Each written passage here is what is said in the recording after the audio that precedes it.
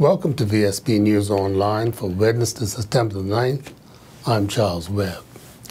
It's called an apheresis machine designed to treat patients with sickle cell anemia, and today the Bermuda Hospitals Board unveiled their new $80,000 acquisition thanks to the support of the Bermuda Sickle Cell Association and its $25,000 donation towards the equipment.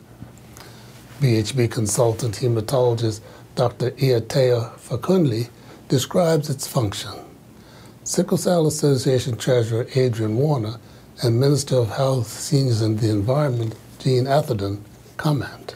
The equipment that we're launching today is very efficient in extracting red cells from patients, as in red cell exchange, plasma, as in therapeutic plasma exchange, platelets, white cells, stem cells, whenever that is required therapeutically. The equipment is simple. What it does, it extracts, blood is taken out from the patient, and right in the machine, the component that we need to extract is taken out and directed into an E-frame bag. In the machine, the component that will replace what we've taken out is mixed with the remaining blood, and that is infused by the machine back into the patient. Today I'm here to publicly pledge the association's commitment to donate $25,000 to the cost of the machine that will be a lifeline to many of us who suffer with sickle cell anemia.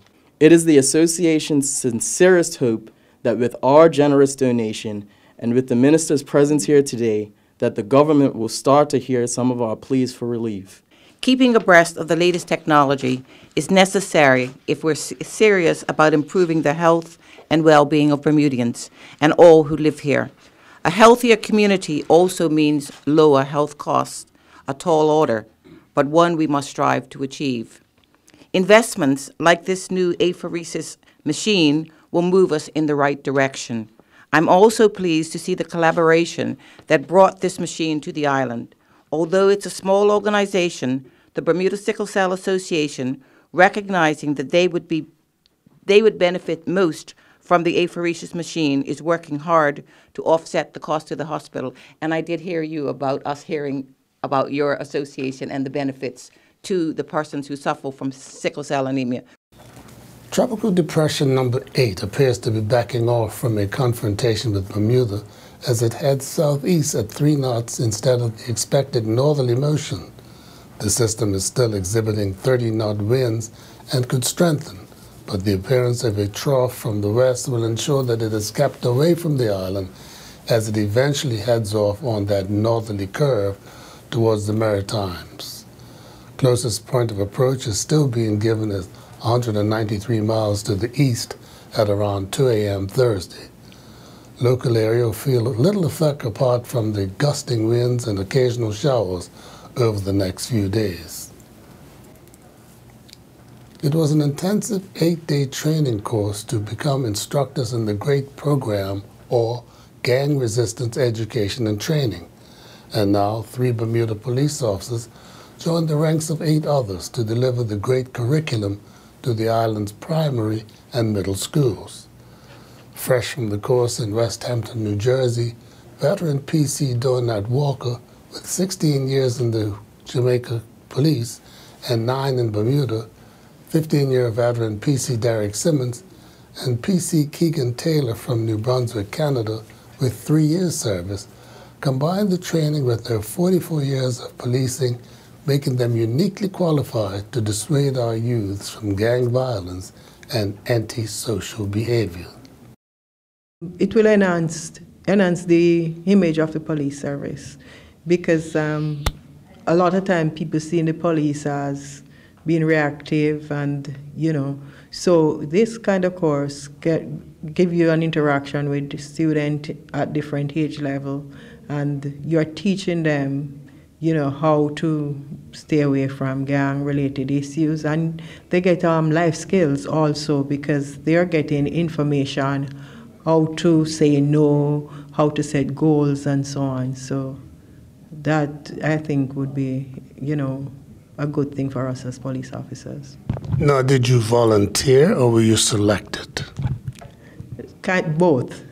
I basically, as community action team officers, that's basically part of our training that we are able to provide this service in the schools. And I didn't mind going either. This course helped us to teach the life skills they need to overcome that and not fall to prey of what happened in the past. Because peer pressure is a basic element of gang activity, I would suspect, is it?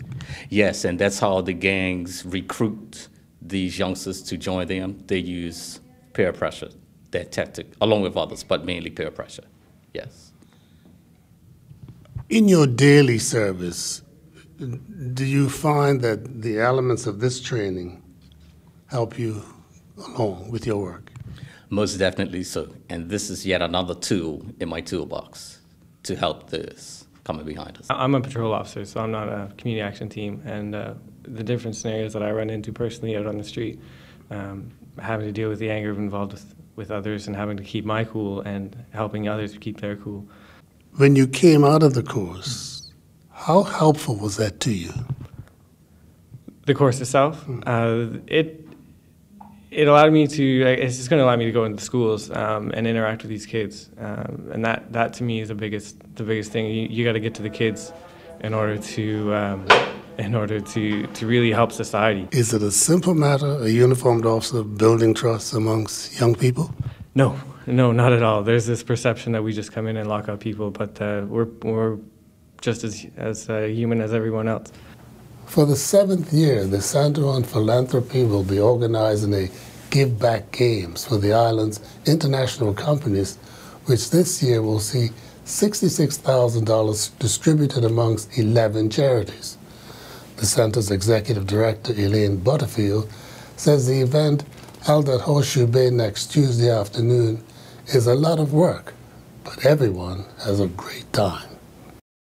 This is the 7th time we've done Give Back Games. It's a corporate beach relay event where this time 11 corporations have put their hands up to, they've given us a $7,500 entrance fee. They've submitted a team, and the team will participate in lots of beach games that we've designed, and they will raise funds for their chosen nonprofit to the tune of $66,000. Is that a record? Yes, it is. It's the highest amount we've ever raised since we started the event. It really does make you, feel good inside that someone would make that effort, but they obviously have fun doing it. Yeah, it's a great day. It's lots of fun, but as you can appreciate, it's a lot of work for the Center on Philanthropy to plan this event and facilitate this event and coordinate this event. Janice Germain, who's the team lead this time, will explain to you, some of the meetings we've had and some of the incredible expertise and coordination it takes to put the event on. But as you say, it's not a public event, this is done privately, but the volunteer people come from within the companies, and they're the same people you'd expect, the ACEs and the XLs and all the usual?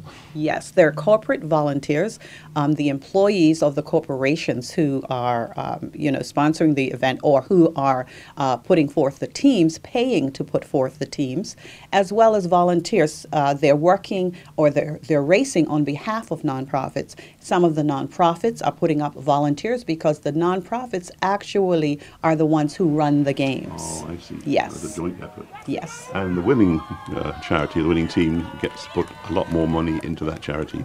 The winning charity takes away $10,500 to show up on that day and support their corporate team through the races, creating or making them the winners. The Center on Philanthropy's role is to support the nonprofits in Bermuda. We exist to provide support to the nonprofits in Bermuda. And this is one of the events that we put on that raises funds for charities. We also do a few other events that are just as big, just as bold. Some of them are sponsored. Some of them are like our Argus Walks the Walk with the Center on Philanthropy coming up in February, like our Third Sector Nonprofit Conference coming up on January the 29th. Oops, let the cat out of the bag. But we exist to serve nonprofits. So for us, this is just a part of our mandate. And we'll be back right after this with more news. In an effort to make Bermuda's roads safer, and in partnership with Bermuda Police Service and the Bermuda Road Safety Council, DeFon's Broadcasting is launching a safe driving campaign. Complete with thumb bands, come into DeFon's Broadcasting and 94 Reed Street and make the commitment to drive safer and slower for yourself. Your voice could be featured on the radio. Get yourself a thumb band as a reminder of your commitment to drive safer and with fewer distractions. While you're at it, why not get one for someone in your life who also needs a reminder that our roads do not discriminate. They can take anyone's life. Let's drive safe, Bermuda, and arrive alive. Peace and love. Safe journeys. Sailors and divers, fishermen have been told tales of mysterious dolphins being spotted in the deep Bermuda waters over the decades.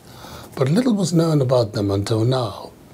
But next Monday evening at the Bermuda Underwater Exploration Institute, 2 marine scientists and dolphin experts, Randall Wells of the Bermuda Dolphin Trekking Project and Andreas Feldman from Texas A&M, will present a talk on discovering the secrets of Bermuda deepwater dolphins, which will be a first for the island.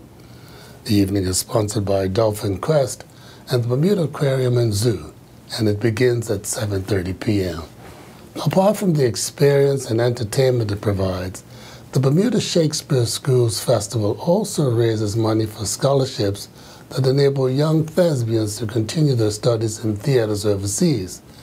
This year, the 2 recipients were Rowan Vickers and Marcus Smith. Mr. Vickers received $5,000 for his 4th year studying a Bachelor of Arts at the Juilliard School, while Marcus Smith will put his $5,000 towards his 2nd year of studies at the New York University in theater. The festival has been active since 2008 in enabling local high school pupils to perform Shakespeare's works. And now we turn to Earl Baisden with the latest from the sports desk. Bermuda's participation at the Commonwealth Youth Games came to an end last evening with Tiara de Rosa taking part in a field event at the Api Park in Samoa. Competing in the women's shot put final, de Rosa finished 11th with a top toss of 11.62 meters. Grace Robinson won the gold medal with a top toss of 16.39 meters, representing Australia. Meanwhile, Tyrone Smith finished 5th, competing in the IAAF World Challenge in Croatia. After finishing 2nd with a top leap of 7.82 meters in Amsterdam, Smith was back in action. Smith recorded a top leap of 7.82 meters with Fabrice Lapari from Australia recording the top leap for the championship of 8.29 meters. Rai Simons got the start for the Chesterfield Football Club in their final 3rd Development Reserve League match, the first match of the season, that they were playing against Doncaster Rovers at the ProX Stadium in Chesterfield. They defeated the visitors 3-2 with Simons scoring the 2nd goal for the home team. In the 30th minute, Simons brought the home crowd to their feet with a stunning overhead kick. Meanwhile, Marco Warren and his Flagler College men's soccer teammates played to a 1-1 double overtime draw against number 22 ranked Wingate University in a non-conference men's soccer match at the Wingate University Soccer Complex. Trailing 1-0 at the half, Flagler got the equalizer nearly 30 minutes into the second half. A cross into the box saw Warren meet with a diving header. Bermuda was represented recently by 2 sailors competing in the Canadian Optimist Dinghy Association's Nationals in Squamish, British Columbia. Due to the lack of wind over the first 3 days, only a total of 5 races were able to be sailed during the entire regatta. Magnus Ringstead finished 16th with 65 net points, with his highest finish being 5th in the final race. Sebastian Kemp finished 35th with 113 net points. His finish of 20th in the first race was his best in the regatta. The final event of the Green Mountain stage racing was a sprint with Dominic Mayo competing in the men's Pro 1 division. Mayo was in the Stage 2 Hotspot 1 division, where he finished third. He was then entered into Stage 2 Hotspot 2 division, and this time he finished second. Mayo next competed in Stage 4 Hotspot 1 division, and again finished third, which saw him finish fourth overall with 10 points. Members of the Bermuda San Charles Association are off to compete in the 2015 International Sanda Cup in Monterrey, Mexico. Defending champions St. Wally Woolridge and Real Bowen will compete in the second Pan American Sanda Cup this coming weekend. Woolridge is the current Pan American Wushu and Sanda Cup gold medalist, and he'll be competing in the 75 kilograms weight category, while reigning Pan American Sanda Cup gold medalist Bowen will be competing in the 85 kilogram division. They are accompanied by Oscar Lipon, who will serve as a judge at the competition. Nolette Tucker is the manager, and Bermuda San Charles Association President Garen Wilkinson is the head coach. The 2015 Senior Caribbean Team Squash Championships recently concluded in Cayman Islands, with Bermuda's female veteran Denise Kime crowned the Caribbean over 50 female squash champion for 2015. The 2015 Commercial Summer League season for softball is well underway, and now we take a look at the standings in each division. In the A division, Vitamin C are the league leaders with 13 points with Pest Control on 6. In the Outback Women's Division, the Angels lead with 12 points. The Zebras have 8 along with Hard Knocks. The Skylights have 3 points. In the B division, Vasco lead by 1 point over the Corporation of Hamilton. Vasco have 11 points with Corporation of Hamilton on 10. Team Smoky have 7. BF&M have 6 with Parakeet and Ace Kings both on 5 points.